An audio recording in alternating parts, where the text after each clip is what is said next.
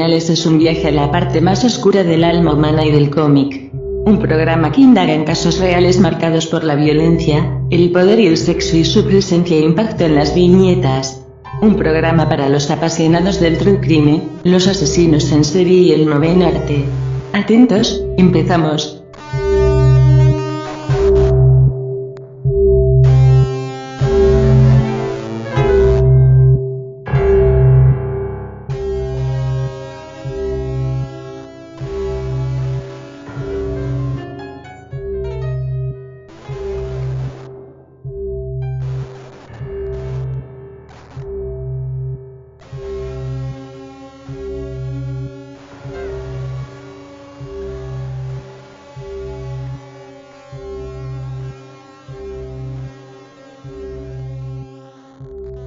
Bienvenidos a nuestro segundo Tramas Criminales.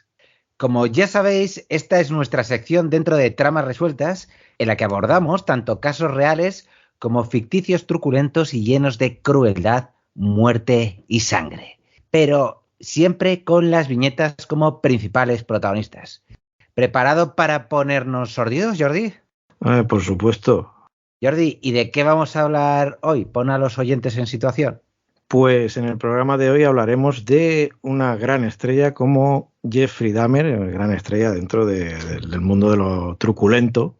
Y bueno, este es un caso que además poca introducción necesita porque se ha hecho muy popular en el último año y medio debido a la serie de Netflix de Ryan Murphy, protagonizada por Evan Peters, yo creo que hasta ahora su mejor papel en el audiovisual. Y aunque si esperáis de este programa que hablemos de esta serie, pues va a ser que no es nuestro objetivo. En este programa abordaremos la figura de Jeffrey Dahmer a través de la popular novela gráfica Mi amigo Dahmer, de Dead Bar Dead, obra que logró el Premio Revelación 2014 en el Festival Internacional del Cómic de Angoulême y una nominación a la mejor obra extranjera en el Salón Internacional del Cómic de Barcelona 2015. No vamos a hablar precisamente de la serie de Netflix que tuvo pues cierto tirón, entre otras cosas porque este programa lleva cocinándose bastante tiempo antes que dicha serie viera la luz. Lo que pasa que, bueno, pues como los grandes directores, Jordi, nos hemos tomado nuestro tiempo, no nos acaba de convencer ciertas cosas y bueno, no, realmente ha sido por temas de agenda, ya sabéis que hacemos muchas otras historias y sí que es cierto que teníamos claro que el segundo Tramas Criminales íbamos a hablar sobre el caníbal de Milwaukee, Jeffrey Dahmer, pero bueno, pues nos centraremos, como ha comentado Jordi, en el cómic, ¿no? Al final, yo sé que ahora poca gente nos va a creer, pero es cierto, este programa está planificado mucho antes, yo creo, hasta de que hubiese tráiler de la serie de Netflix. Pero, bueno, las cosas pasan así y bueno, eso, cuidado, nos ha permitido tener otro punto de vista más a la hora de abordar este programa, en el que aunque no hablemos de la serie, pues bueno, la serie se daban ciertos temas que de alguna manera también tocaremos aquí. Uh-huh. Antes de entrar en el análisis de la obra, vamos a dar unas pequeñas pinceladas sobre la figura de Jeffrey Dahmer, muy por encima, tampoco queremos aburriros en exceso, y para aquellos que no hayan visto la serie de Netflix, como es mi caso, porque Jordi sí la vio, pero yo lo que he hecho ha sido leerme el cómic como 3 veces. Jeffrey Lionel Dahmer, también conocido como el caníbal de Milwaukee, fue un asesino en serie estadounidense acusado del asesinato de 17 hombres y adolescentes entre 1978 y 1991. Lo perturbador del caso de Dahmer es que sus crímenes eran especialmente sórdidos, ya que incluían necrofilia, canibalismo y diversos tipos de fetichismo hacia los cadáveres de sus víctimas. Dahmer era en apariencia un joven normal, pero con una conducta antisocial, con una sexualidad que nunca supo canalizar y con una relación muy distante con sus progenitores. Una vez detenido, fue diagnosticado de trastorno límite de personalidad y psicótico y fue condenado a 16 cadenas perpetuas por sus crímenes. No obstante, apenas un par de años después de su detención, Dahmer fue asesinado a golpes en la cárcel por su compañero Christopher Scarver, preso que no sé si antes o después, pero también mató a otro preso en dicha cárcel. Pues perfecto, creo que con estos pequeños datos ya tenemos la base para poder centrarnos en el análisis de mi amigo Dahmer de Dead by Dead, que en este caso aborda más bien lo que es la adolescencia del personaje. El cómic se divide en 5 partes, más un prefacio, un prólogo y un epílogo. Vamos a ir poco a poco desgranando esta obra, que en España está publicada por Astiberri, por cierto, así que no os perdáis. ¿Preparado, Sergio? Llevamos meses preparados, Jordi, y nada, vamos a hincarle el diente. Pues empezamos por el prefacio de la obra, que, bueno, aquí ¿qué nos encontramos, Sergio? Pues en el prefacio de la obra de mi amigo Dahmer, Derf Bagdert, el autor de Mi amigo Dahmer, nos cuenta el origen del proyecto. Comenta que trabajó en la obra durante 20 años y en origen era una historia corta de 8 páginas. Es en julio de 1991 cuando empieza a recopilar información al saltar la noticia en los medios de comunicación de la detención de Jeffrey Dahmer, aunque no escribe nada hasta 1994 cuando Dahmer es asesinado en la cárcel. Escribió varias historias sobre Dahmer y su relación con él. La primera se publicó en 1997 en la antología 00. Posteriormente realizó una novela gráfica de 100 páginas, aunque de primeras nadie se interesó por su publicación, y la acabó autopublicando en 2002 en una versión reducida de 24 páginas. Y atentos porque este primer acercamiento recibió nada más y nada menos que una nominación a los premios Eisner, pero Derf no estaba contento con el resultado y volvió a la carga con su idea original que finalmente publicó Abrams. En este punto vale la pena apuntar que la obra final nos narra la historia de Dahmer en su adolescencia y hasta que comete su primer asesinato. No indaga en su vida posterior adulta y los horrores que acontecieron después. Pues a mí, solo ya del prefacio, me llaman la atención 2 cosas. Primero, la dificultad en un primer momento para la publicación de esta obra. Y por otro, la insistencia del autor para hacerlo. Hay que reconocer que fue insistente con su idea. Y además, en este prefacio yo creo que se hacen varias afirmaciones interesantes que son básicas para entender la obra porque van a ser recurrentes en ella. Y paso a leer algunas citas textuales de este prefacio para hacernos una idea.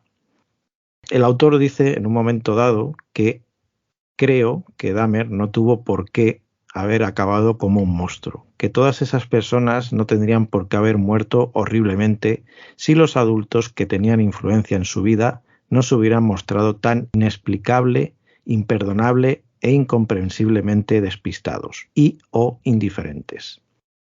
En otra cita también dice: Dahmer fue un miserable pervertido cuya depravación alcanza casi lo incomprensible.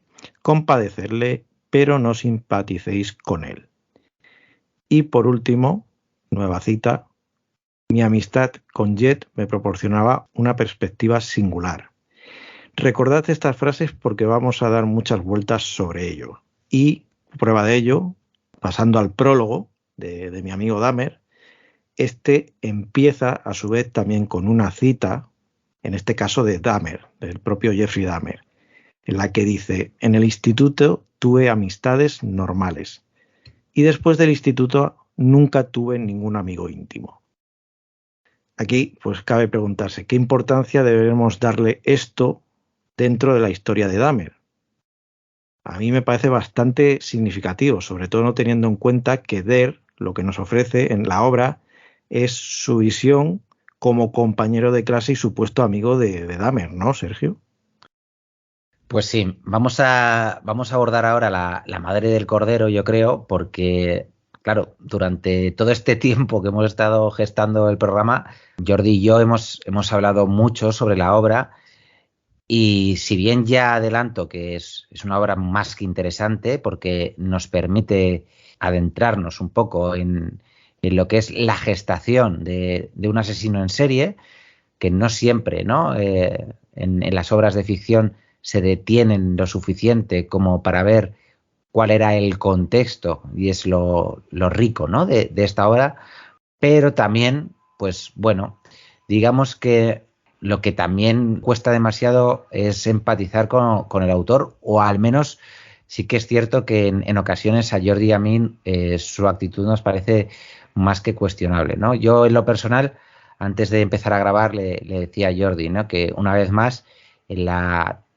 última relectura que he hecho para preparar este programa, pues me da la sensación de que el autor muchas veces trata de mantener esa distancia, ¿no?, con Dahmer, para ser uno más de la masa que culpa de todos los males a Dahmer, más allá de que este fuera una persona enferma, ¿no? De hecho, bueno, ya llegaremos, pero cuando muere de una forma tan truculenta en la cárcel, el propio autor dice algo así como bien merecido lo tenía, ¿no? Con lo cual, digamos que es una doble moral la de Backderf, porque claro, por una parte estás estás titulando a tu obra Mi amigo Dahmer, además bien grande y en mayúsculas, que bueno, pues te hace pensar que un poco menos que eran colegas del alma, ¿no?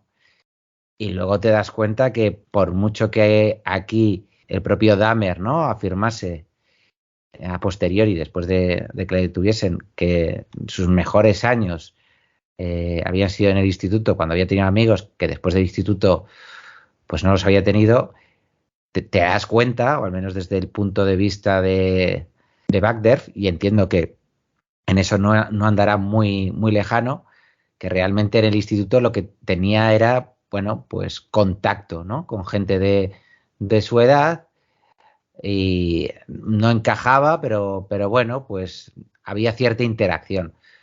Pero desde luego, amistad como tal y como se describe en la obra, no vemos por ninguna parte de nadie con Dahmer. De hecho, el propio Backderf sí que habla varias veces de sus amigos a los que nombra, y en ese cuarteto, que tampoco es que fueran de los populares, ni mucho menos del instituto, pues no formaba parte de Dahmer, ¿no? O sea, a veces utilizaban, pues para reírse de barra con él, más bien de él, ¿no? Pero bueno, ya hablaremos de eso.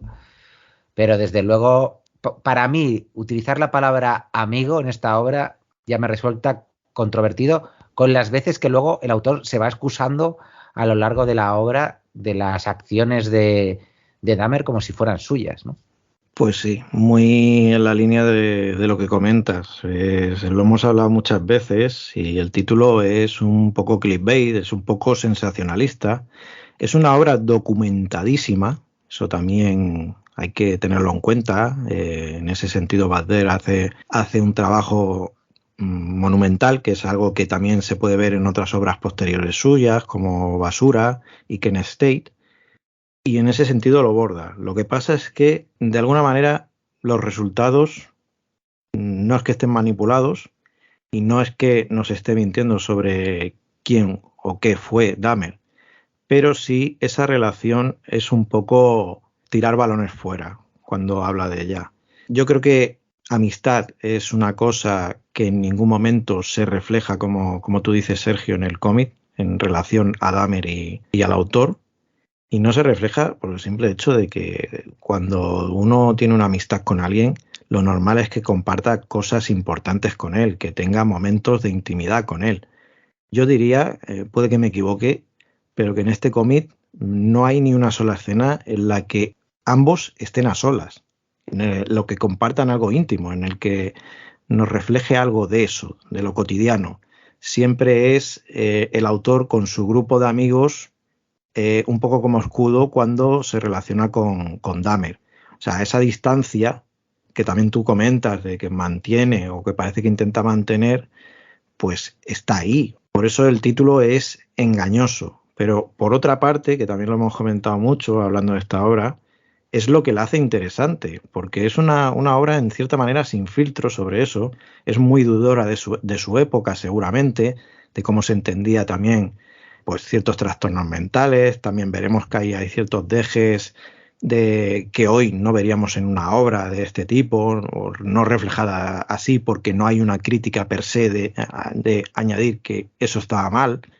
Por ejemplo, pues cuando se habla de los progenitores de Dahmer, se pone mucho el foco o se culpabiliza mucho a su madre, pero no tanto a su padre. Son cosillas por ahí que a día de hoy, cuando se lee esta obra, pueden chirriar, pero que creo que, por otro lado, lo hacen muy interesante. Sí, luego además, pues eso, tanto en estos primeros compases ya queda claro que autocrítica no va a haber en exceso, ¿no? Y que Bagder señala más a los adultos que no fueran capaces de ver que algo malo pasaba con Dahmer, ¿no?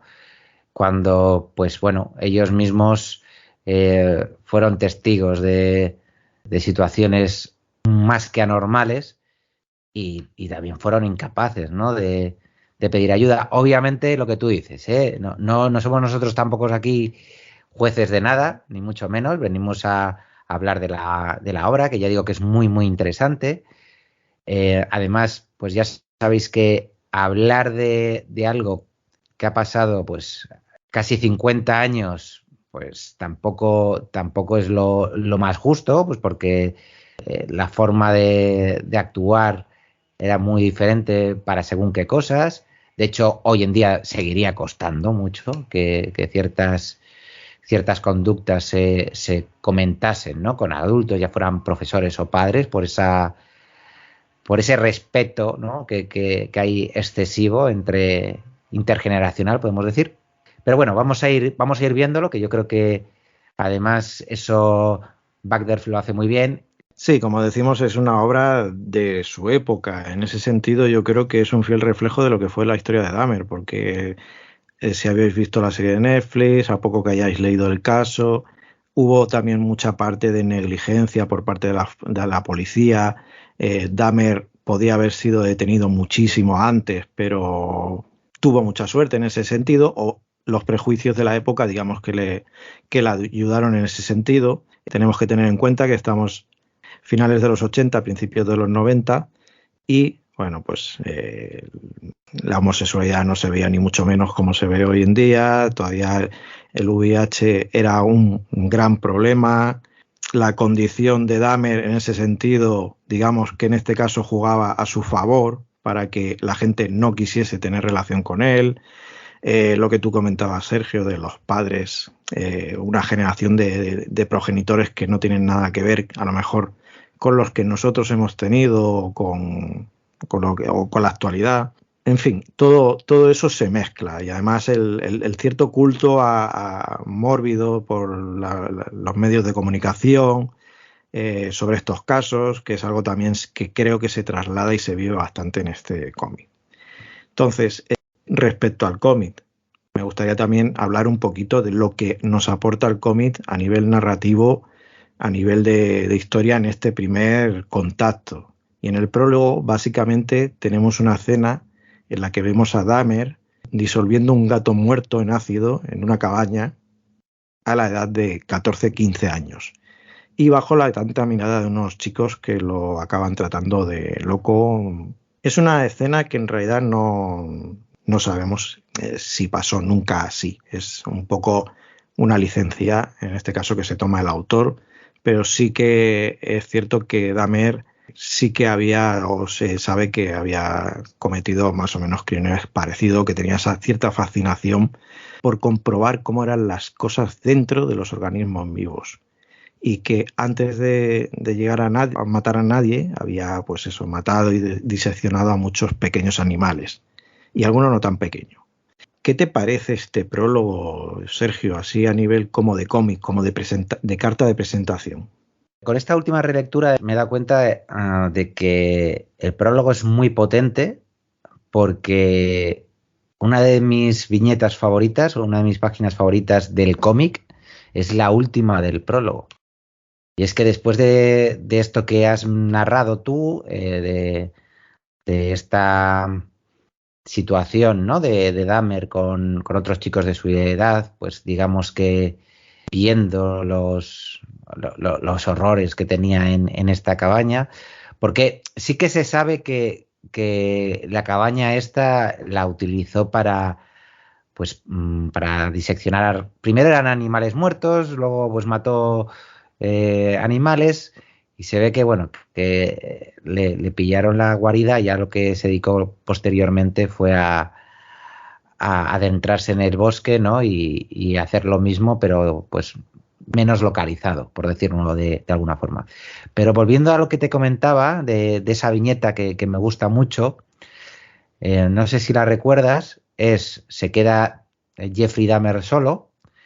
Entonces es una página completa en la cual la sombra de Jeffrey se alarga mucho a lo largo del camino, una sombra oscura, y llega justo a una bifurcación de caminos, ¿no?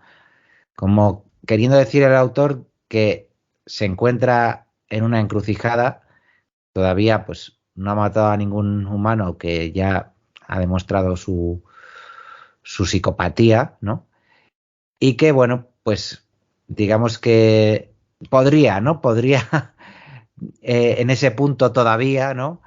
Elegir o escoger un camino sin asesinatos, sin esas atrocidades que cometió a posteriori, o elegir el otro camino, el oscuro, el de las matanzas, que acabó viviendo. Y además el propio Dahmer, más allá de que lo tuviese en su propia naturaleza, o una psique enferma como la suya, sí que en las entrevistas que concedió en la cárcel, que por cierto, en eso sí que hay que decir, Jordi, que a diferencia de otros asesinos en serie, siempre se mostró muy, muy colaborativo y con bastante buena conducta. Ni trataba de manipular como Charles Manson, ni trataba de engañar o de reírse del personal, ¿no? En ese sentido, parece que fue bastante sincero. Y dentro de las frases que dejó en prisión fue que ojalá no hubiera matado, ¿no? Ojalá no hubiera hecho todo lo que hizo. No sé hasta qué punto, pues, una persona, ya digo, que tiene una enfermedad así, es capaz de poder procesar eso, ¿no? Si Dahmer, después de haber estado en la cárcel por lo que fuese, ¿no? Hubiese quedado libre, habría sido capaz de gestionar esos impulsos. Bueno, pues eso queda en el imaginario, ¿no? Pero sí que es cierto que, ya volviendo, te digo, a esa viñeta, me gusta mucho porque es lo que te propone la obra realmente, ¿no? Es el camino que tomó, y por otra parte, pues el que podría haber tomado, y no hubiera habido Carnicero de Milwaukee. La verdad es que el prólogo es bastante prometedor en ese sentido, y además Bardet tiene un estilo bastante particular, muy deudor ahí quizá del cómic underground. A mí me recuerda mucho pues a Robert Crumb, por ejemplo. Sí. Y para ser sobre todo una ópera prima, y es cierto que la estuvo trabajando durante mucho tiempo, yo creo que es una obra bastante redonda en el sentido de lo que quiere contar. Es cierto que yo creo que el punto débil es que la parte que él puede aportar a nivel personal es bastante pobre sobre la biografía de Dahmer. Entonces, obviamente, él lo que hace es un trabajo de documentación, intuyendo o rellenando los huecos de lo que desconocemos, o digamos haciendo el retrato robot de lo que podría ser la adolescencia de Dahmer. Pero claro, como decimos, su trato, su relación con Dahmer estaba muy lejos de ser realmente una amistad, por lo tanto por ahí poco tenemos. pero el resto, lo que nos aporta, es bastante interesante, incluso con esos grises que hemos comentado, esos matices que realmente nos pueden chirriar, pero que aportan, pues eso, un salseo interesante en este sentido. Pues si te parece, Jordi, pasamos a la primera parte del cómic, llamada El Chico Raro, y en la que el autor hace varias afirmaciones muy tajantes. Dice de Dahmer que era un don nadie, uno de esos críos tímidos que se convertían en incapacitados sociales en cuanto asomaba el primer rayo de adolescencia, y aunque nadie lo esperase, se convertiría en el asesino más depravado desde Jack el Destripador. Que creo que es un poquito sobrada esa última frase. Es una sobrada la última parte de la frase y la primera, yo reconozco que, no sé, igual es por mi forma de ser, pero a mí me resulta violento que alguien hable así de un excompañero, porque la frase don nadie, ¿no? Y incapacitado social y tal.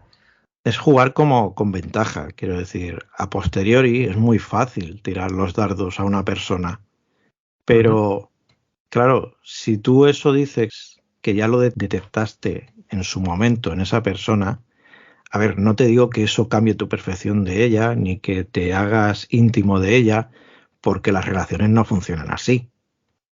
Pero sí que, no sé, a la hora de mirar hacia el pasado, creo que también tienes que aplicar una cierta objetividad respecto a tu aportación a esa historia. Igual que lo haces, o en este caso lo hace Butler a la hora de documentarse sobre la obra, que ahí no hay prácticamente discusión, más allá de algunos puntillos que ya comentaremos más adelante en el programa. Además, si ahondamos un poquito en esta primera parte, nos cuenta, por ejemplo, cómo Dahmer pues vivía prácticamente aislado en una pequeña casa con su padre Lionel, que era químico, Dahmer en su momento lo describió también como alguien con un intelecto intimidador, y era una figura ciertamente distante. Y por otro lado estaba su madre Joyce, que era una ama de casa, y que el cómic pues describe como frágil y temperamental. Que esto, bueno, muy de la época, ¿no? En ese sentido. Dahmer también tenía un hermano pequeño, Dave, que bueno, pues del que no hemos sabido gran cosa, bueno, no sabemos nada en la obra, pero tampoco realmente se ha puesto nunca el foco en él a la hora de tratar este caso. Parece que el chico solo las vio venir. Entonces aquí tenemos la típica relación de un matrimonio que no se lleva bien y que discutía a menudo. Y que, bueno, pues eso, pues mucho bien a Dahmer y a su hermano, pues no lo haría. En este punto, el autor también afirma, atención a la perla, que había muchas madres trastornadas en la ciudad. Y, además, para Dahmer utiliza términos como raro, tarado. Al menos a mí, este tipo de calificativos, tanto hacia la madre como al propio Dahmer, independientemente de quién sea Dahmer o quién haya sido y lo que haya cometido, pero me parecen hasta cierto punto bastante poco profesionales. Hay que tener en cuenta que también es una obra primeriza para lo bueno, como hemos comentado, pero creo que también para lo malo, ¿no, Sergio? Sí, ya veis que estamos subrayando probablemente sus puntos débiles mucho, pero es que consideramos que es importante hacerlo. O sea, igual que vamos a hablar de las virtudes de este cómic, las tiene y muchas también, pero efectivamente, o sea, aunque hay una gran labor de documentación por parte de Bagderf en la obra, y si os hacéis con un ejemplar de Astiberri, rápidamente lo vais a comprobar por la cantidad de notas finales que vienen, ¿no? Ahí, perdona que te rompa, No, Sergio, pero podéis encontrar entrevistas a los compañeros de clase de la época, a muchas personas que habían conocido a Dahmer. También había leído el libro que publicó en su momento Lionel Dahmer como documentación para esta obra. E incluso había estudiado los documentos oficiales del FBI y entrevistas concedidas por Dahmer. En ese sentido, impecable. Es cierto que lo único que no hizo Der es contactar con la familia para tener una base de primera mano. Pero también es cierto que era un caso tan mediático que tampoco quizás esto te hubiese aportado un extra, y tampoco creo que fuera viable en su momento. Lo que tú decías en ese sentido, solo apuntar que a nivel de documentación no le podemos poner ningún pero a la obra. Y eso, y lo que decía, pues efectivamente en la figura de los progenitores sí que marca mucho Bagder el desequilibrio de la madre, ¿no? Es cierto que, bueno, pues la madre estuvo ingresada en más de una ocasión, creo recordar, en un hospital psiquiátrico. Es verdad que cuentan pues que tomaba muchas pastillas al día. Es cierto que el autor tampoco lo pone como algo especial, porque dice como que muchas madres por aquel entonces lo hacían, ¿no? Pero es cierto que como tampoco hace un análisis muy profundo, ¿no? Pues no sé, da la sensación de que es algo normal o que el problema la tenía la propia mujer, ¿no? O sea, a mí ahí sí que se me queda muy cojo. Porque si ya lo mencionas, al menos, o sea, si ya te posicionas, que es lo que está haciendo él, coño, pues trata de buscar el porqué. Porque luego la figura del padre, vamos, la figura del padre ausente, como en tantas obras de Hollywood, como en tantas ficciones, ¿no? Que no deja de reflejar una realidad, ¿no, Jordi? Joder, es que apenas sale en el cómic, pero lo que dice del Bagderf es que a todo el pueblo le caía muy bien, ¿no? Era muy buen tipo. Es como, joder, o sea, es que claro, parece que el problema viene por la madre, casi. Entonces, no sé, yo en eso sí que fruncí el ceño varias veces. Cada vez que lo he leído, no consigo suavizar un poco el impacto. Sí. Bueno, es lo que hemos comentado antes, un poco fruto de la época, de cómo se concebía y qué prejuicios había en el ambiente. Y además, yo creo que aquí, pues, como digo, Valder se había leído el libro de Lionel, por lo tanto conocía su punto de vista, y es cierto que no hay una contrapartida. Joyce en este caso nunca dio a entender tan tajantemente su parte, y es cierto que no tenía las dotes a lo mejor de estar en los medios de comunicación como hizo su marido. De cierta manera, Lionel hizo una campaña pues de autoculpabilidad sobre el papel que había jugado él en la adolescencia de Dahmer y tal, pero sin acabar de comprender que realmente es lo que había fallado. Lo que pasa es que la imagen que trasladaba a los medios de comunicación y la que tenían, por ejemplo, sus vecinos, pues era la del típico hombre afable, campechano, caía a todo el mundo bien. En contraste a su madre, pues, o a su mujer en este caso, que era pues la típica madre de la época, seguramente agobiada por la situación, por el contexto en el que vivía. Entonces hay una cierta falta de comprensión, de empatía sobre esta realidad por parte del autor, pero no solo del autor. Yo creo que, como digo, es una cuestión de la época y en ese sentido lo refleja bastante bien.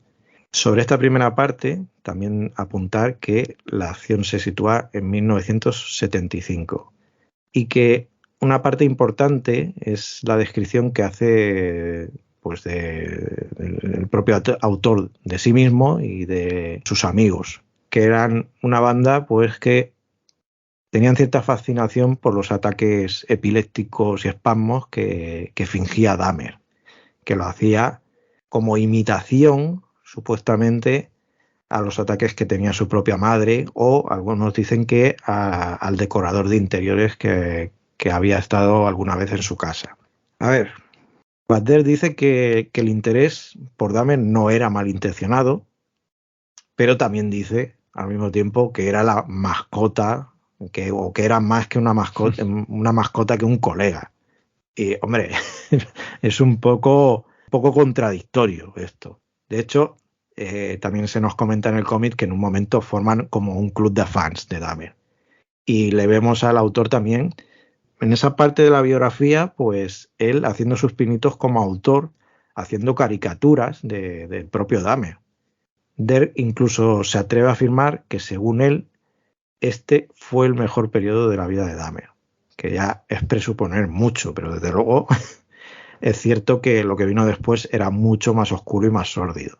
Yo creo que este es el núcleo importante de la historia, porque claro, el autor también nos confiesa que él salía mucho con sus amigos y que pasaban casi siempre por delante de la casa de Dahmer, pero, sin embargo, nunca le invitaban a salir con ellos. Porque, aquí es un poquito aquello de, yo ya lo sabía, porque dice el autor, porque yo siempre desconfié de Dahmer y sabía que tenía algo macabro. Estas son las partes que a mí especialmente me chirrían. Por mucho que se intente poner en foco en que los adultos o que la policía hizo cosas mal, vale, sí. Digamos que Dahmer no tenía una zona de confort en ese sentido.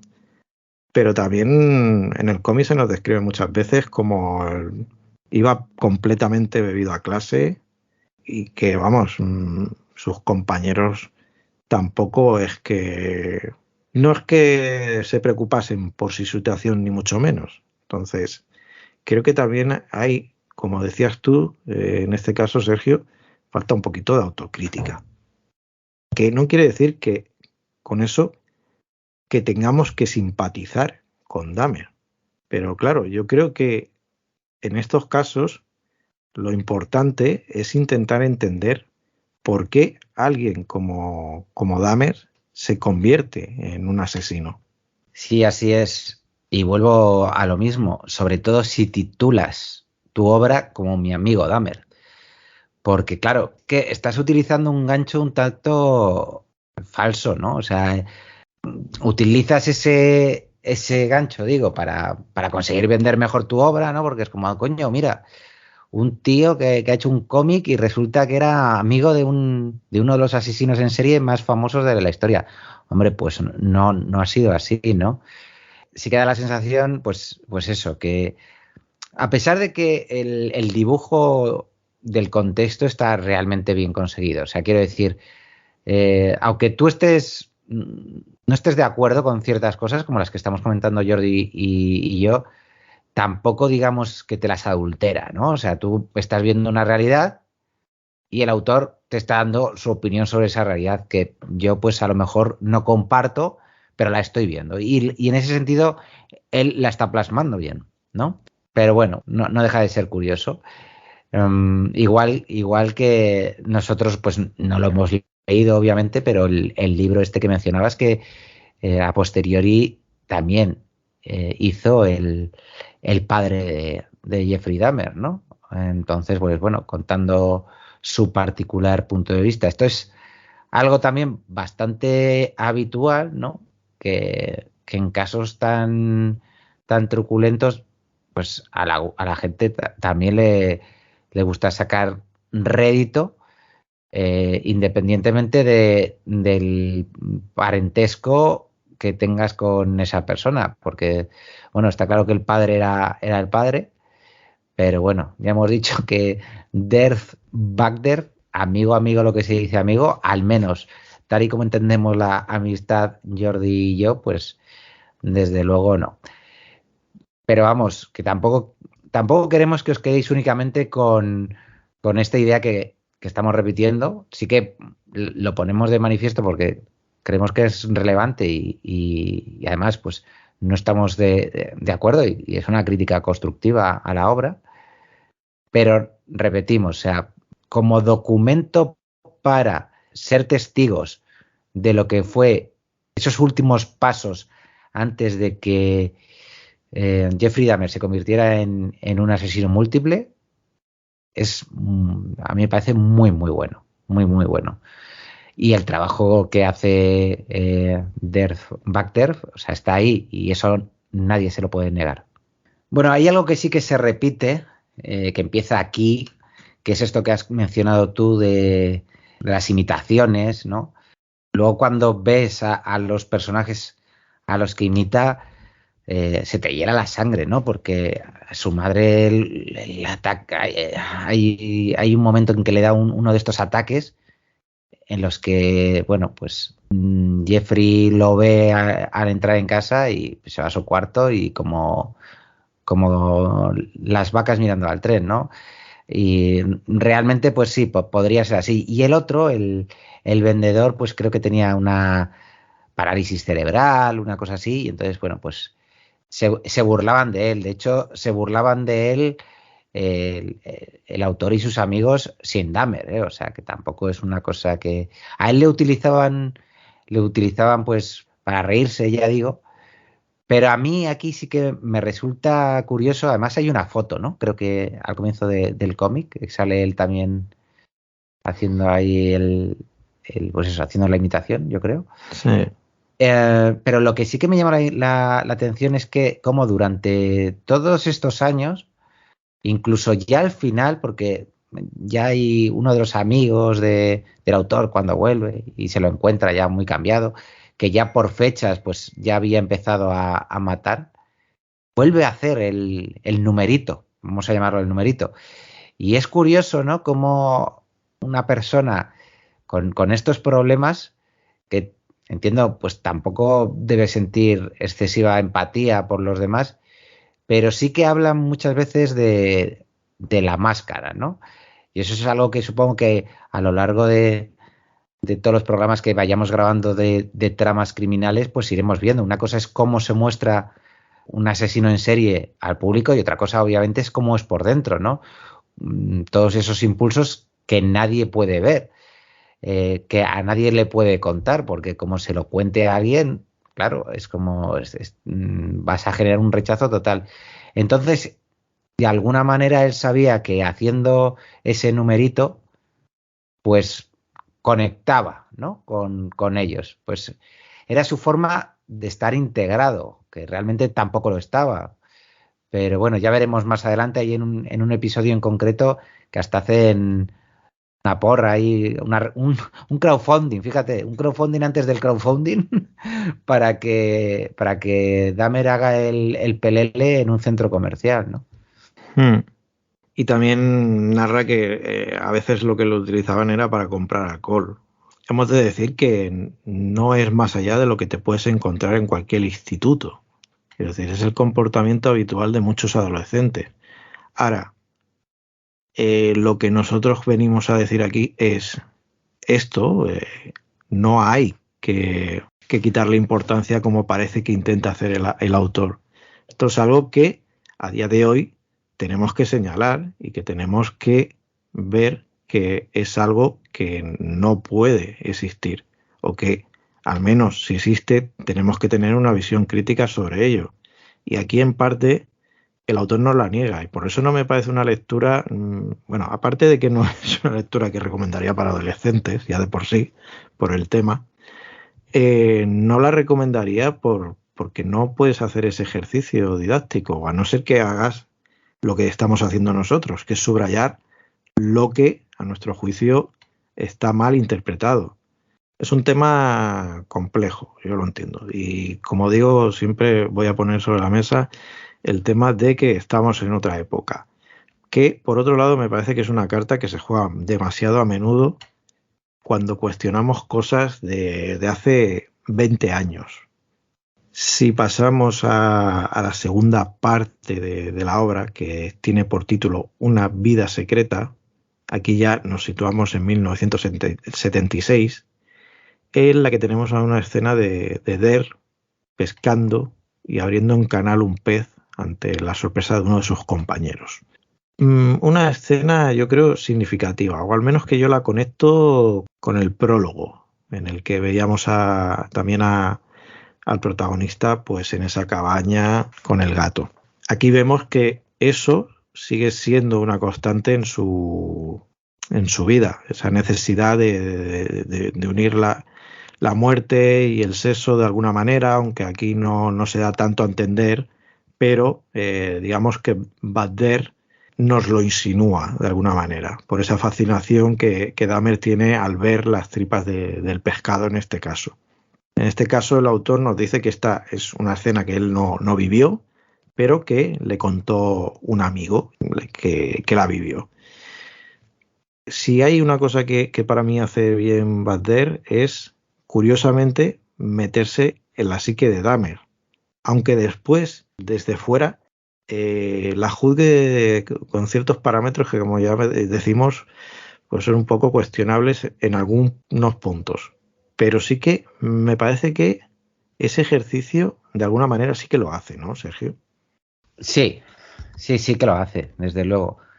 De hecho, estaba pensando, estaba recordando esa, esa primera parte que comentas, la escena del pez, y ya digo que la evolución, tal y como nos la muestra Bagder, es algo bastante común, ¿no? Dentro de los psicópatas o dentro de los asesinos en serie. Es decir, de alguna manera empiezan a mostrar estos instintos muy jóvenes, ¿no? En este caso, además, el orden queda bastante claro. Primero lo que hace, pues, es recolectar animales muertos para irlos diseccionando, para ver lo que hay dentro. Llega a robar un feto de cerdo que hay también en el instituto para hacer lo propio. Pero bueno, pues como suele ser habitual en estos casos, se necesita más, ¿no? Y entonces el siguiente paso, ¿cuál es? Pues el siguiente paso ya es acabar con la vida de otro ser vivo, ¿no? Pequeño, primero pequeño, y aquí pues es un pez pequeño, pero vemos que pues cómo se le iluminan los ojos, ¿no? Al acabar con la vida del pez y cómo disfruta con el mal ajeno, algo que se subraya luego también, más adelante, yo creo que de forma acertada, en otro momento, que nada tiene que ver con un asesinato. Y bueno, en este punto también creo que es importante el tema este que comentas del alcohol, ¿no? El autor sí que habla de que el consumo de alcohol, de que la ingesta, bueno, podía ser debida bien a aplacar todo ese ruido que tendría Dahmer en la cabeza, todos esos malos pensamientos que le podrían rondar, y luego de alguna forma también para embrutecerse, ¿no? Más adelante, para llevar a cabo igual algún acto pues que digamos le sirviera para desvirgarse en materia homicida, ¿vale? Si me permitís la expresión. Pero vamos, aquí ya se empiezan a ver señales de alarma. Es cierto que nuevamente Bagder diferencia mucho cómo era un instituto de entonces a cómo era de ahora. Está genial que en eso sí que lo explique, ¿no? Y que te diga, bueno, es que éramos la generación del baby boom, ¿no? Los institutos estaban llenísimos, aquello era una locura, en los comedores prácticamente no había sitio y había hasta una zona de fumadores, ¿no? Que imaginaos hoy en día, pues no se acabaría de ver, en el que compartían espacio alumnos y profesores. Y de hecho, aparte de la zona de fumadores, bueno, pues había otra zona ahí como un poco más apartada para quien fumaba marihuana, ¿no? Bueno, pues también la época, ¿no? Los 70 en concreto. Y bueno, pues no deja de ser curioso también que creo que cuentan, Jordi, no sé si recuerdas, si esto, es que mezclo un poco lo que es el cómic con las notas del final, pero sí que creo que cuentan algo así como que a Dahmer solo le pillan una vez bebiendo, o sea, a pesar de que él estaba, o sea, bebía prácticamente desde que empieza de continuo, ¿no? Sí. Pero que cuando le pillan dentro de lo que es el recinto del colegio bebiendo, prácticamente solo le amonestan, ni siquiera, Sí. o sea, que digo yo que, pues, claro, volvemos a lo mismo. Hoy en día seguramente pues te llevarían con el orientador, con el psicólogo o al despacho del director, llamarían a tus padres, porque claro, no es una conducta normal que un adolescente se esté emborrachando dentro del colegio, ¿no? Pero bueno, sí que es algo que empieza en este capítulo, como has comentado, pero que vemos que hasta que termina en el instituto no solo para, sino que la ingesta ya va, vamos, gradualmente, o sea, cada vez va bebiendo más alcohol. Sí, la teoría del autor y de algunos otros expertos en la materia en ese momento es que, bueno, pues así Dahmer se adormecía un poco a su monstruo interior, que a mí estas cosas siempre me parecen un poquillo, bueno, literarias, por decirlo de alguna manera. Caso es que, tal como te retratan la historia de Dahmer, también pasa en la serie de Netflix y en otras adaptaciones que ya hemos podido ver, no parece que tampoco él estuviese emitiendo una llamada de auxilio. No estaba propiamente llamando la atención. Era como una actitud resignada hacia lo que él vivía y supongo que hacia lo que sentía, y como has dicho en un momento del podcast, pues no podía compartir con nadie, porque claro, una cosa es que tú seas homosexual, pues ya sabemos que en décadas pasadas el hecho de salir del armario, y sobre todo en un pueblecito como en el que nos está retratando el autor, pues era poco más que una quimera o tenía muchas consecuencias. Y otra, intentar explicar esas ideas que asaltaban a Dahmer y que relacionaban muerte y sexo y que él no acababa de entender. La historia, en ese sentido, como digo, marca cierta distancia, deja que el personaje se exprese, en este caso a través del dibujo, y recalca pues varias veces el tema de la deriva de Dahmer y el hecho de que en ella pues jugase un hecho determinante el papel de los adultos. Está este episodio que tú mencionas, cuando le llaman una vez la atención, le amonestan por beber en clase, pero que el autor tenga conocimiento, pero también lo que habíamos comentado posteriormente, pues también las negligencias que se cometieron en el caso de Dahmer por los cuerpos de seguridad. Estamos hablando de que incluso cuando Dahmer ya había cometido varios de sus crímenes, estuvieron en su casa y ni siquiera se molestaron en investigar qué estaba pasando cuando tenían una llamada avisando de que había un menor con él en situación pues como de desemparo, como drogado y tal. La policía lo vio e igualmente lo ignoró, pensando que, bueno, como les dijo Dahmer, era su pareja, simplemente. Entonces, como vemos, todos esos prejuicios pueden hacer que de ello dependa tu vida un día. Es así de triste. Con todo esto, podemos pasar incluso a la tercera parte, que ya se llama el Club de Fans de Dahmer, y que yo creo que aquí es un poco donde plantea el autor, digamos, el momento más épico para él, el que protagonizó Dahmer, que es ese espectáculo en el centro comercial.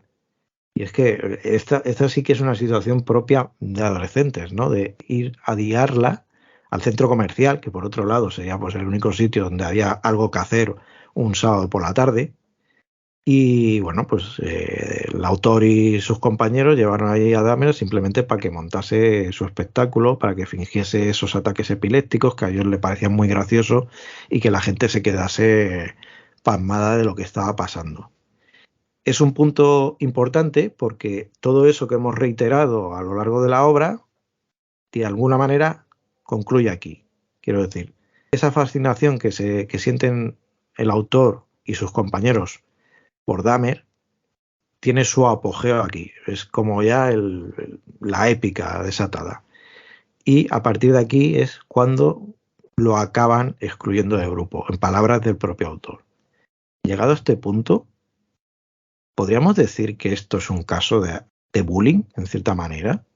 Aunque Dahmer fuera partícipe, o sea, nunca se negó a nada de lo que le pidieron, pero es aquello de que en parte te estás riendo de una persona que no acaba de entender el juego. Sí, sin duda. De hecho, entre risas, Jordi, ayer te comentaba que íbamos a hacer un tramas criminales por partida doble, ¿no? Porque, bueno, tenemos el caso del asesino en serie y el caso del acoso escolar.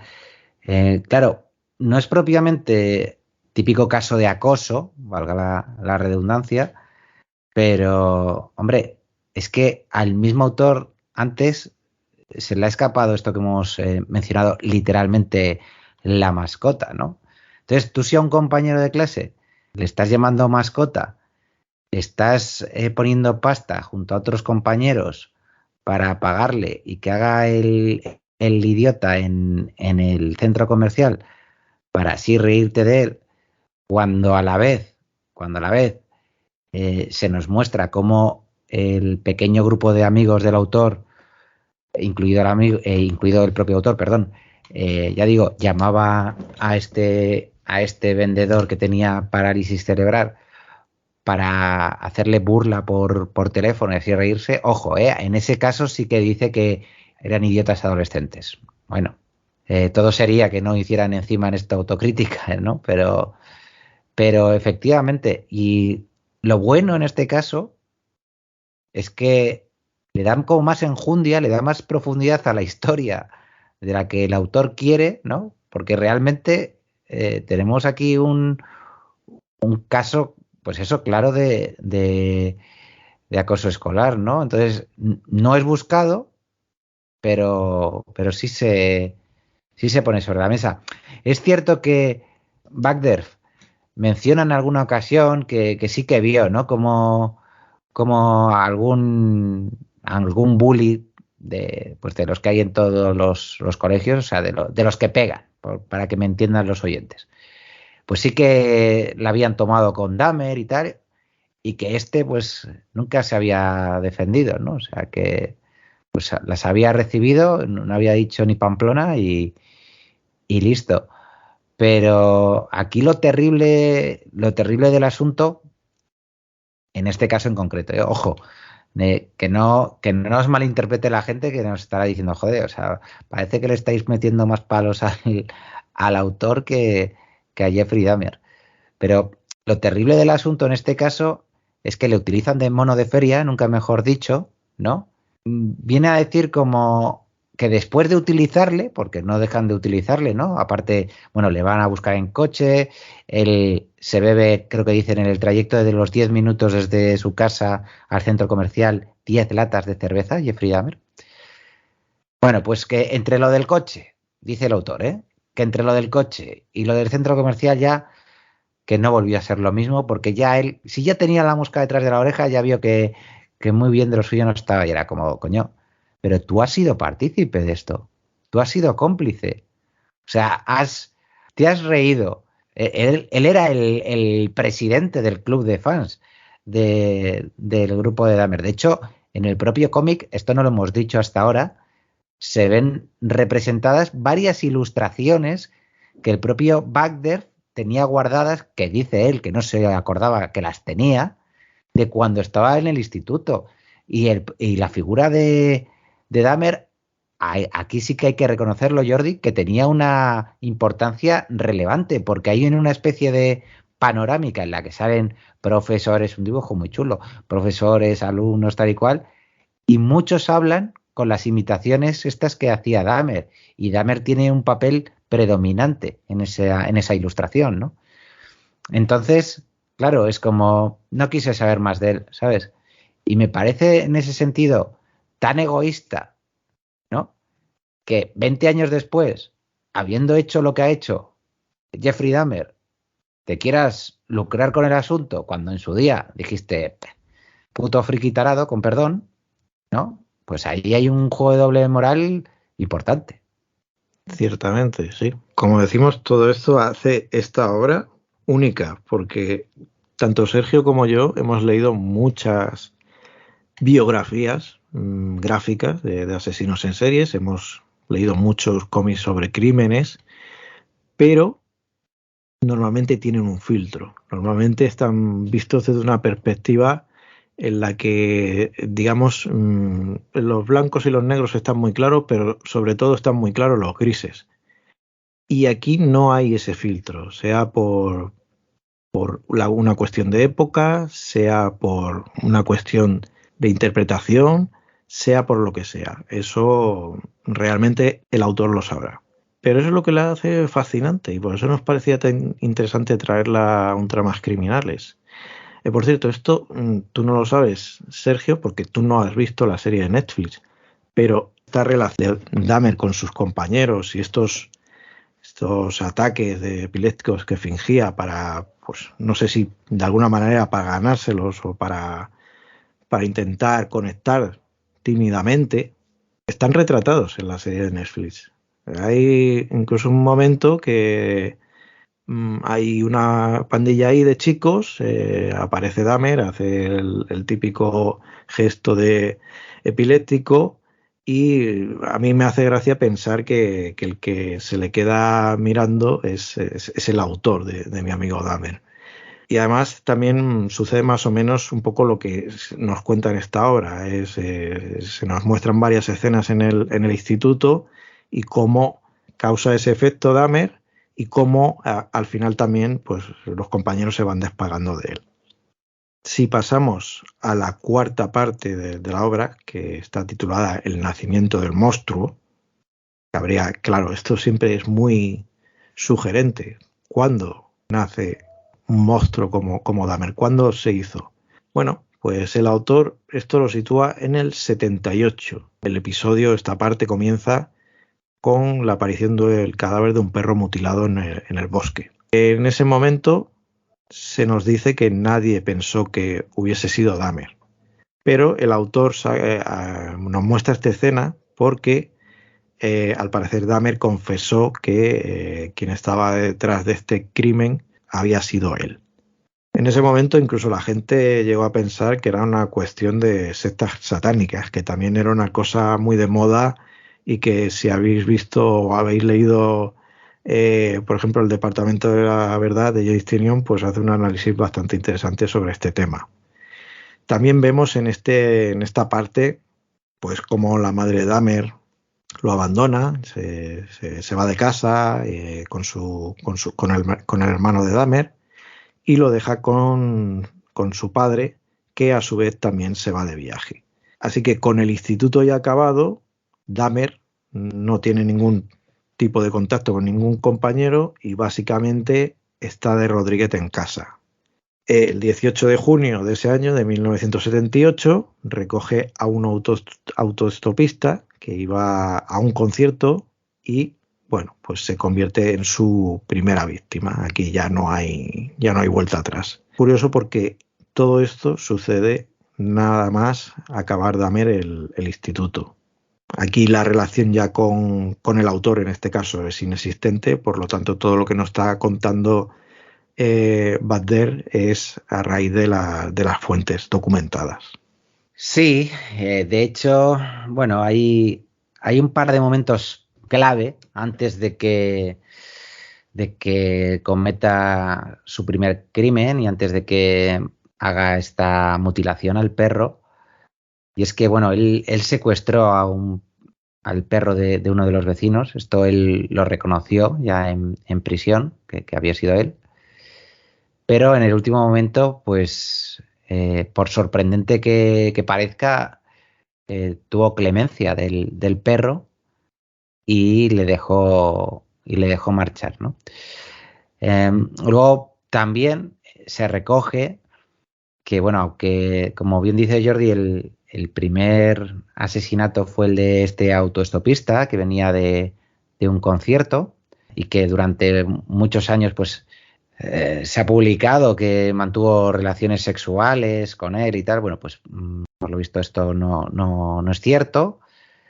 Bueno, pues ya había intentado matar, ya había intentado no matar, sino, en palabras suyas, noquear a un runner que había, yo creo que igual el único runner que había en los 70 junto a Forrest Gump, pues que le había llamado la atención, ¿no? Él cuando volvía en autobús a casa le veía corriendo y bueno, pues le atraía, ¿no? Y entonces él la idea era tenerlo inconsciente, ¿vale?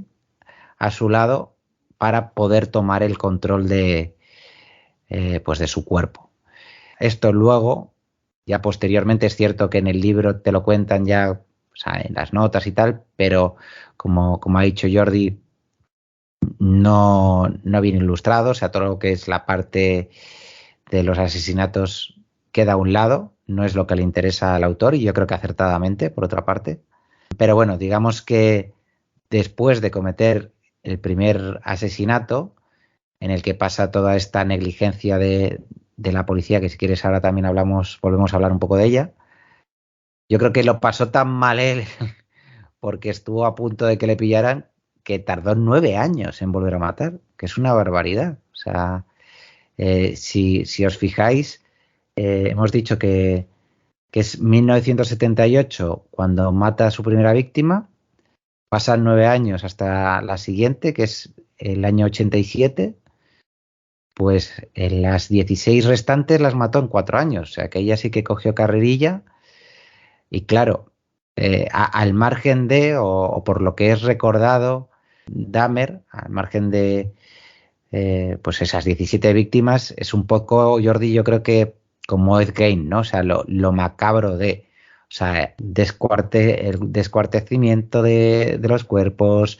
el masturbarse sobre ellos, el ingerir en alguna ocasión partes del cuerpo. Entonces, eso, digamos que da la impresión, ¿no? De que, pues, aun teniendo esa enfermedad y entendiendo que seguramente son pulsiones muy fuertes que él tenía, a él le cuesta llevarlo a cabo al 100%, ¿no? Pues ya digo, y seguramente el susto que tuvo después del primer asesinato, yo creo que es lo que le lleva como a bajar el pistón. No sé cómo lo ves tú. Bueno, a mí me da la impresión de que todas estas prácticas asociadas a las víctimas de Dahmer tienen que ver con el hecho de que para él no era una pulsión en el sentido de otros asesinos en serie que conocemos, no era un desahogo, por entendernos así, sino que sí que era una necesidad de mantener una relación con alguien, aunque esa persona estuviese muerta. Por eso conservaba los cuerpos en cierta medida, conservaba a veces las calaveras, los disolvía, guardaba partes, las conservaba, y seguramente si fuera a día de hoy y hubiera tenido un móvil, estaría lleno de fotos o selfies con él, con los cadáveres.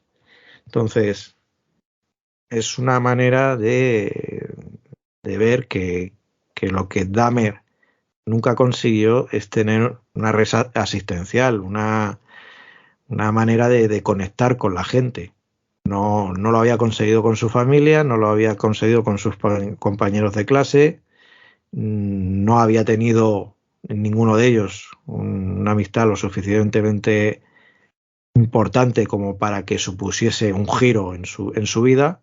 Por lo tanto, era un tío que se había regodeado en su soledad y que bueno, que no estoy intentando justificarlo, intento entender el porqué.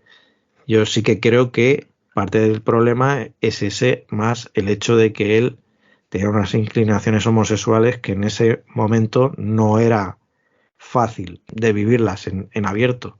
Él vemos que realmente, en cierta manera, como muchos otros asesinos en serie, era capaz de manipular a las personas de una manera increíble, de llevarlas hacia donde él quisiese, algo que seguramente aprendió con la edad, porque no parece que estas habilidades las tuviese ni mucho menos cuando estaba en el instituto.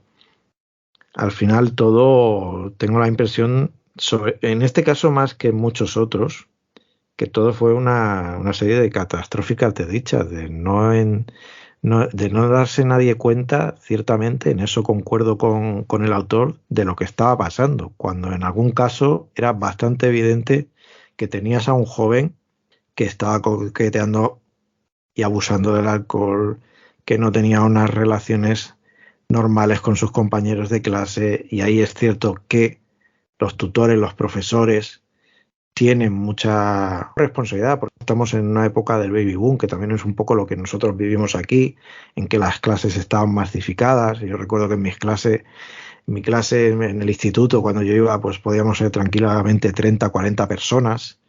Dar un trato personalizado a cada uno, pues es como poco pedirle demasiado a tu tutor. Pero sí que hay una parte de que fallaron muchas contramedidas, por decirlo de alguna manera.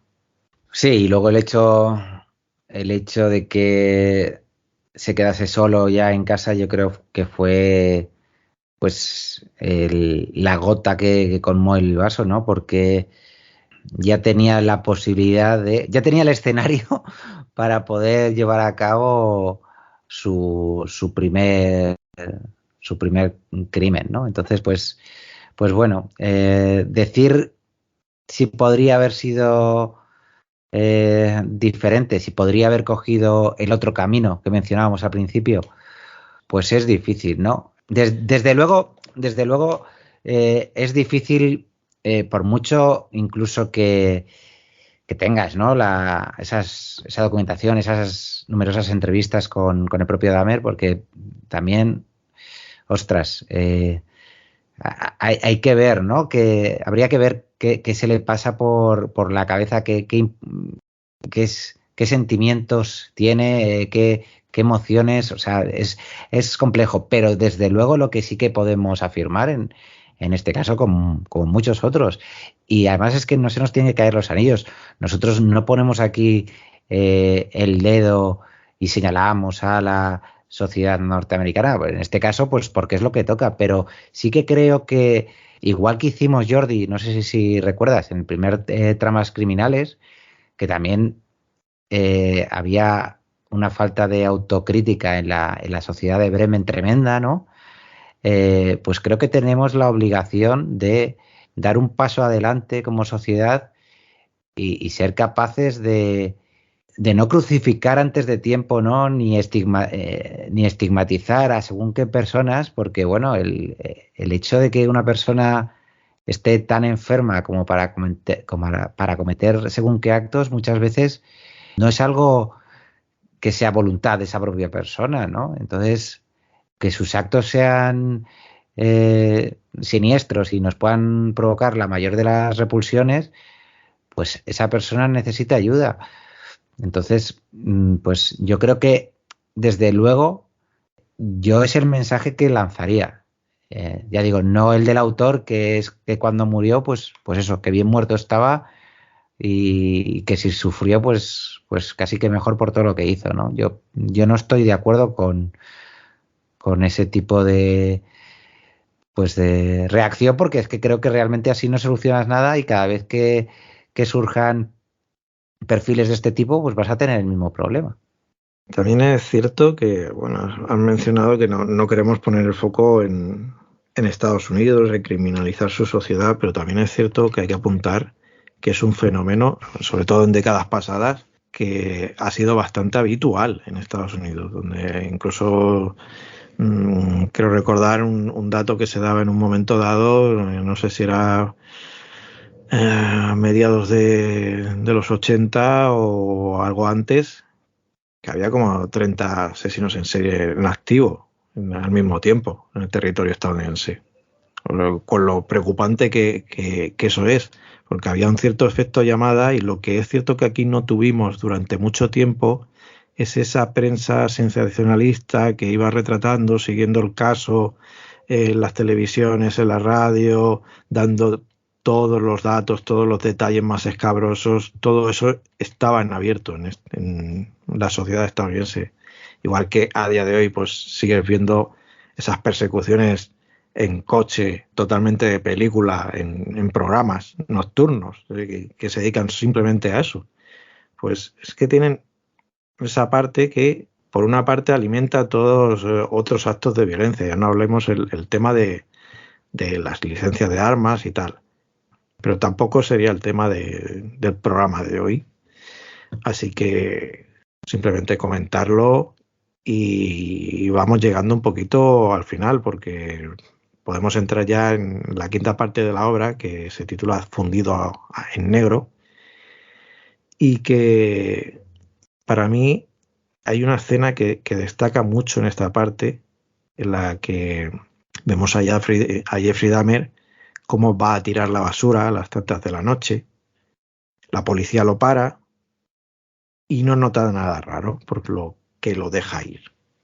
Es ese tema de las negligencias que comentamos, que aquí hasta cierto punto pues puedes entenderlo, pero ciertamente la actitud de Dahmer era cuanto menos sospechosa.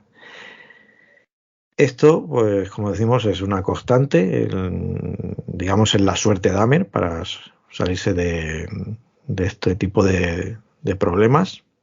En varias ocasiones a lo largo de su trayectoria estuvo a punto de ser descubierto por las autoridades, pero siempre tiraba de carisma o, bueno, pues los hados se aliaban a su favor. En la serie de Netflix, un dato que añade, que a mí me parece muy interesante y que pues en muchos biógrafos anteriores no le han dado quizá la importancia que a lo mejor podría tener para entender ciertos aspectos del impacto de Dahmer dentro del campo de los asesinos en serie, es que no todas, ni mucho menos, pero una parte de las víctimas de Dahmer eran afroamericanas y de clase baja, algunos incluso homosexuales. Y, claro, esto pudo hacer que pues, la policía, como hemos insinuado en algún momento, pues no se interesase lo suficiente por estos casos, por resolverlos. Al menos la serie de Netflix incide bastante en esto y a mí me parece muy interesante porque, como hemos comentado, pues los prejuicios al final son peligrosos. Y el hecho de que además, digamos, la gente que tiene que velar por tu seguridad no se lo tomen con toda la seriedad que requiere el caso, pues es preocupante. No sé qué te parece este aspecto en concreto, Sergio. Ya hemos hablado un poquillo de ello, pero... Bueno, respecto a dos cosas. Respecto a lo de la parada en sí, de la pareja esta de policía, podría ser perfectamente una escena de parodia de Scary Movie. Porque es que yo me imagino el caso parando el coche a las 3 de la mañana, un joven que le abren, le hacen todas las pruebas para ver si había consumido alcohol, con las bolsas en pleno verano, con las bolsas ahí del cadáver descuartizado dentro, que tendría que oler, pues eso, tremenda, vamos, y fueron incapaces, ¿no? Ahí, obviamente, claro, ahí es cuando la realidad supera la ficción, ¿no? Y me imagino a estos policías de pueblo que a lo más que se habrían enfrentado sería, pues eso, a alguna pelea de bar, a gente borracho dando la nota, pero poco más, ¿no? Y claro, es que yo creo que ni en la peor de sus pesadillas podrían pensar que iban a parar a un chaval joven que llevaba un cuerpo descuartizado en el maletero, ¿no? Pero sí, hombre, al menos negligencia hubo por esa parte. Y luego lo otro que comentas sí que es lo interesante, ¿no? O sea, yo antes, cuando decía de que no estábamos poniendo, o que no estaba yo poniendo en ese caso, no estaba señalando a la sociedad americana, no es que no lo quisiera hacer, sino que como crítica constructiva en ese momento, y tampoco por no mirar a nadie por encima del hombro, me refiero a que cuando hay según qué tipo de problemas sí que tendemos a volver la espalda, ¿no? Porque no queremos, pues eso, involucrarnos demasiado con gente que nos resulte trastornada, dejémoslo ahí, ¿vale? Pero obviamente que en Estados Unidos, pues por todo lo que has comentado tú, efectivamente es más posible que salgan perfiles de este tipo, ¿no? O sea, eso es una realidad y está ahí y los datos no engañan. Lo que comentas de que eran afroamericanas la buena parte de las víctimas y de clase baja, pues obviamente eso estoy convencidísimo que ayudó a que el seguimiento del caso no tuviese la importancia que merecía. No sé si recuerdas la última temporada de esa gran serie que es Mindhunter, que a fin de cuentas pues nosotros hacemos un poco de manera amateur lo que aquellos agentes del FBI, ¿no?, hacían en la serie. Pues creo que era en Atlanta, cuando pues también murieron un montón de personas de raza negra por asesinatos, y bueno, pues tampoco se le dio la importancia que tendrían que tener simplemente por su raza. Y ya si ponemos que en la misma ecuación eran personas de raza negra y homosexuales, pues estoy seguro que a buena parte del lobby de la policía, de la cúpula, pues le importaría 3 pimientos, ¿no? Esto es así. Entonces, pues bueno, seguramente por esto también se puede salir con la suya, ¿no? Y es lo trágico de este asunto. Además, bueno, sí que recuerdo que en las notas también mencionaban que 2 de las 17 víctimas tenían 14 años. Entonces, claro, teniendo en cuenta que Dahmer Dahmer mató al autoestopista en el 78, pasaron 9 años hasta la siguiente, fue en el 87, y había una diferencia de edad más o menos considerable, ¿no?, con esas 2 víctimas tan jóvenes. Pero bueno, una tragedia que estoy seguro que de haberse empleado los medios necesarios, o sea, si esto pasa no sé, en un barrio de clase alta con gente de raza blanca, desde luego no tenemos ese número total de víctimas, seguro.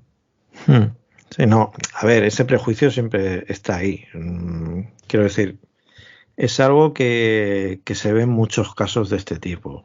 Por ejemplo, ahí podemos mencionar El asesino de Green River, que también tiene un cómic muy, muy interesante de Jet Jensen y Jonathan Case.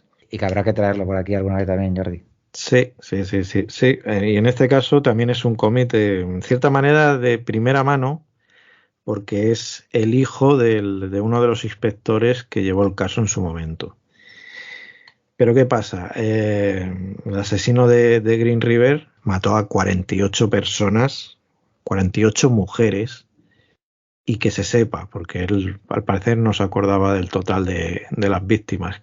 El caso costó que se implicasen los cuerpos de seguridad o que se lo tomasen en serio, porque muchas de las víctimas eran prostitutas. Esto pues también ha pasado en muchos casos parecidos. Parece que hay vidas de primera y vidas de segunda.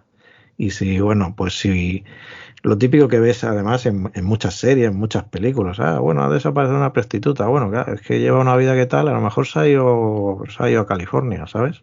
Esto es una dinámica que se basa en el prejuicio, al fin y al cabo, y entonces la puedes encontrar en este caso, como la puedes encontrar en el de Dahmer respecto pues a personas afroamericanas, pero también está, yo creo que aquí, el caso de que Dahmer pasase durante tanto tiempo desapercibido, es que se sumaban muchas cosas, se sumaban muchos prejuicios.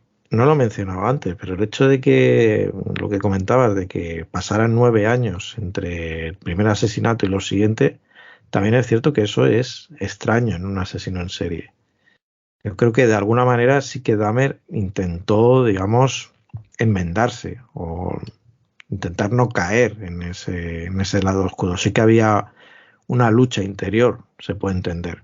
Porque si no, lo más habitual es que un asesino en serie, cuando comete su primer asesinato, bueno, pues hay un tiempo prudencial en que estás viendo, bueno, a ver, la policía se ha dado cuenta, me me van a detener, no, tal, tú vas esperando, cuando ves que no pasa absolutamente nada, que todo sigue tal cual, que incluso no hay noticias en la televisión ni nada parecido, pues el asesino en este caso se anima a cometer sus siguientes crímenes. Pero en Dahmer ese periodo es extraordinariamente largo.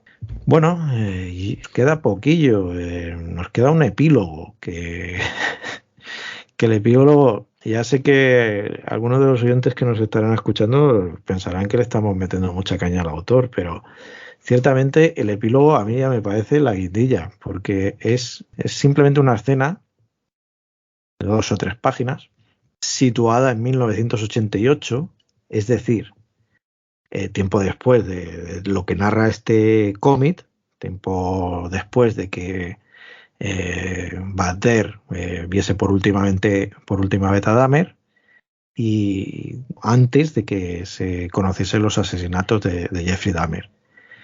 Y aquí pues tenemos una escena en la que Eder se reúne con sus amigos del instituto y recuerdan viejos tiempos, y en un momento dado pues se vuelven a reír al recordar a Dahmer.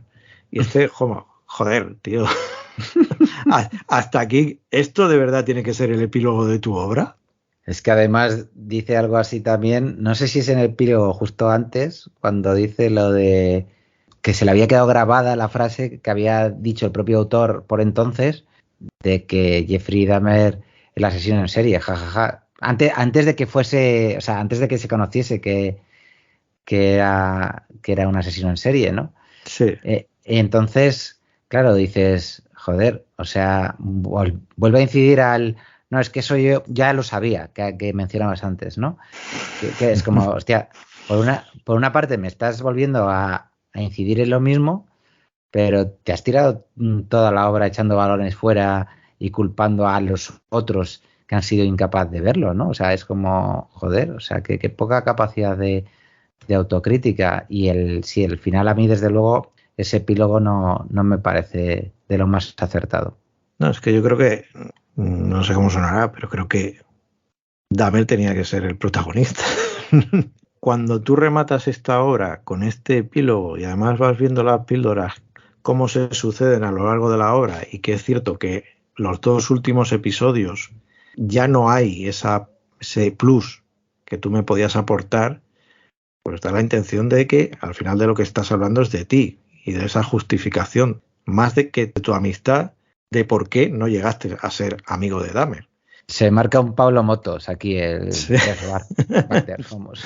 Algo así.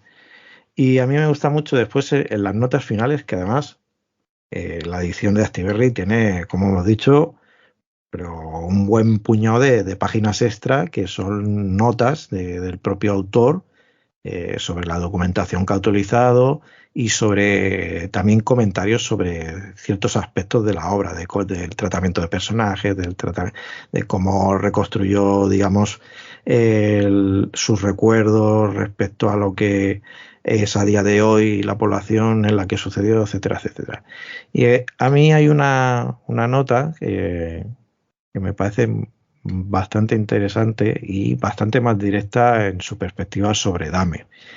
Y la leo así por encima. Dice el autor: la premisa de este libro es que Dahmer fue una figura trágica, pero eso solo se aplica hasta el momento en que mata. Después de aquel día horrible en junio de 1978, la única tragedia es que Dahmer no tuviera el valor de apuntarse con una pistola a la cabeza y acabar con ella.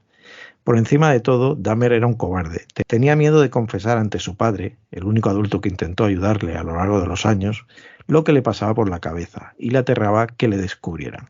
A Dahmer le impulsaba el egoísmo y no le importaba nada más que sus propias necesidades obsesivas. Su perversa sexualidad estaba integrada completamente por la necesidad del dominio y control absoluto. Los deseos sexuales de sus parejas nunca tuvieron ninguna importancia. En su cabeza ni siquiera eran personas reales, solo objetos para su placer sexual. La cobardía y el egoísmo fueron los 2 temas de la vida de Dahmer. Tal vez podamos disculpar ambas cosas en un crío de 15 años, pero también fueron parte central de la vida de Dahmer adulto. Y debido a este miedo y su hambre sexual egoísta, ese miserable provocó el sufrimiento de docenas de personas que todavía lloran la pérdida de sus 17 víctimas. Joder, es bastante duro tal como lo expresa. Y además la imagen gráfica de, joder, lo que tendría que haber hecho este tío es ponerse una pistola en la cabeza y apretar el gatillo. Pero bueno, yo concluyo. Es un acercamiento poco habitual de un asesino en serie, de alguien que pertenece, aunque sea relativamente, como hemos visto, a su entorno y que está realmente bien documentado. Solo hay, como hemos dicho, que ver las notas y la bibliografía sobre todo el caso que tenemos en la obra y que la acompaña. Y bueno, en ese sentido es una obra interesantísima. Pero yo creo que es todavía más interesantísima en las contradicciones que tiene el propio autor con la manera en que quiere narrar su propia historia. Sí, dicho lo cual, además, con cualquier película, cualquier serie,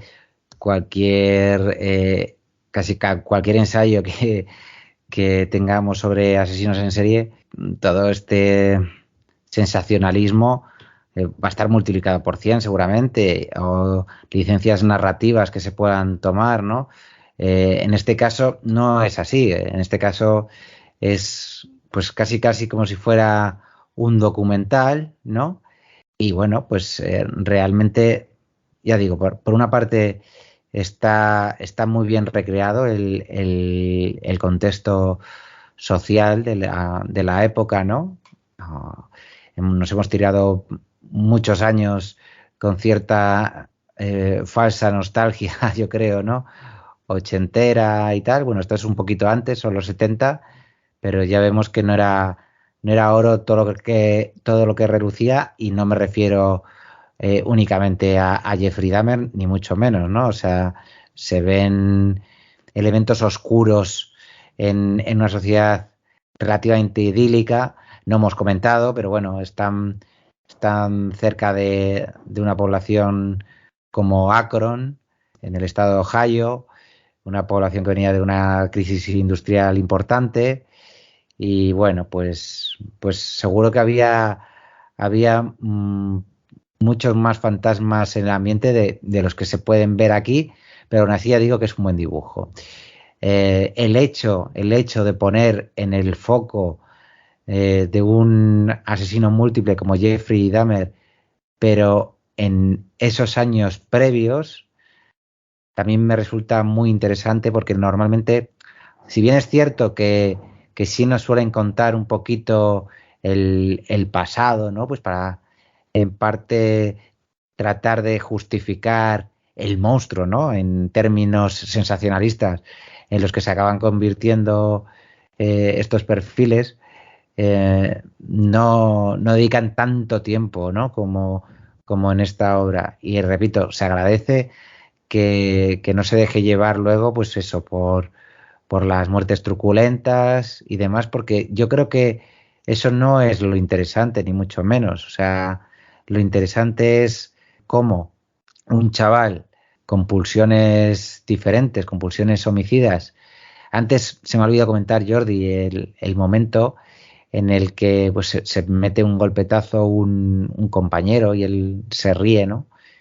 Y pues el autor es testigo también, y dice como que hizo Sí. una risa. Bueno, pues también ahí podemos ver un poco de, no sé hasta qué punto de teatralización o demás, o después de visto los huevos toro, ¿no? Lo que me extraña en esa escena es que el autor no se riese también con Ya, eso es cierto, ¿no? Porque con los cabrones que eran. Pero bueno, dicho lo cual, eso, vemos una evolución muy clara de un personaje que dentro de cómo acabó, también sufrió, y sufrió mucho, y eso pues se ve desde esos primeros intentos que no lleva a cabo hasta, bueno, pues ese paréntesis que tuvo sin víctimas. Y creo que es interesante, ¿no? Es interesante adentrarnos pues en la psique, ¿no? de un asesino múltiple como es en este caso, aunque sea desde el punto de vista de un compañero de clase. Y es también muy interesante, aunque creo que no era tanto la búsqueda del autor, pues ver cómo era el entorno rural que también facilitó, ¿no? Un poco pues que Jeffrey Dahmer acabara cometiendo los actos que llevó a cabo. Y yo creo que con esta reflexión prácticamente podemos cerrar este Tramas Criminales. Creo que hemos desgranado bastante bien la obra. Una obra que ya decimos, recalcamos, muy recomendable. Estamos haciendo una lectura crítica, pero es cierto que la obra a nivel cómic de propuesta es muy interesante, sobre todo si os gustan este tipo de historias, si queréis otra perspectiva sobre un personaje como Jeffrey Dahmer, porque a veces muchas de las adaptaciones que tenemos al mercado audiovisual pues no dejan de tener ciertos condicionantes, están en cierta manera exageradas. Bueno, aquí tienes otra perspectiva, además de unos años que a lo mejor no se ponen tanto énfasis. Que es cierto que sí que también la historia de la serie de Netflix lo hace un recorrido global por toda la historia y vida y obras de Jeffrey Dahmer, pero esta es una perspectiva en cierta manera desde fuera. Solo apuntar que de Dead by Dead tenéis también 2 obras publicadas en nuestro país por parte de Astiberri. Una es Basura, de 2016, que es una obra inspirada en las propias experiencias del autor cuando trabajó en su juventud como basurero. Y la otra es Kent State, que está centrada en los acontecimientos que tuvieron lugar el 4 de mayo de 1970 en Ohio, cuando la Guardia Nacional abeteó a un grupo de estudiantes universitarios desarmados que se manifestaban contra la guerra de Vietnam. Un par de trabajos que, como mi amigo Dahmer, que no deja de ser su primer gran trabajo, su primera novela gráfica, muy documentados, mucho más precisos en ese sentido, pero igualmente interesantes, a los que vale la pena echar un ojo, todos si os gustan pues obras así como de corte periodístico. Y yo por mi parte, poco más que añadir, Sergio. No sé si tú quieres apuntar algo. Pues nada, que después de desclasificar el caso, creo que va siendo hora de que lo volvamos a archivar. Pues sí. ¿Alguna idea para el próximo Tramas Criminales? ¿Tiramos por el asesino de Green River, ya que la hemos mencionado? Pues yo creo que es lo suyo, porque además, recientemente en la película The Killer, que es otro tipo de asesino, el asesino a sueldo, en este caso, la mencionaban también, al asesino sí. de Green Miller. Así que, pues, creo que si van 2 veces en una semana que se menciona, es por algo. Así que yo creo que es el siguiente caso a tratar. Pues nos quedamos con eso. Y nos despedimos de vosotros, oyentes. Nos vemos en el próximo programa de Tramas y en un próximo programa de Tramas Criminales. Hasta la próxima, amigos.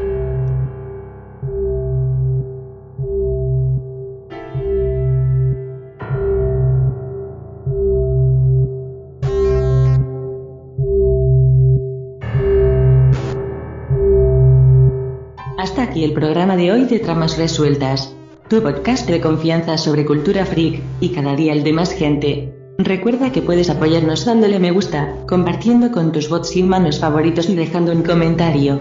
Nos vemos en el próximo programa.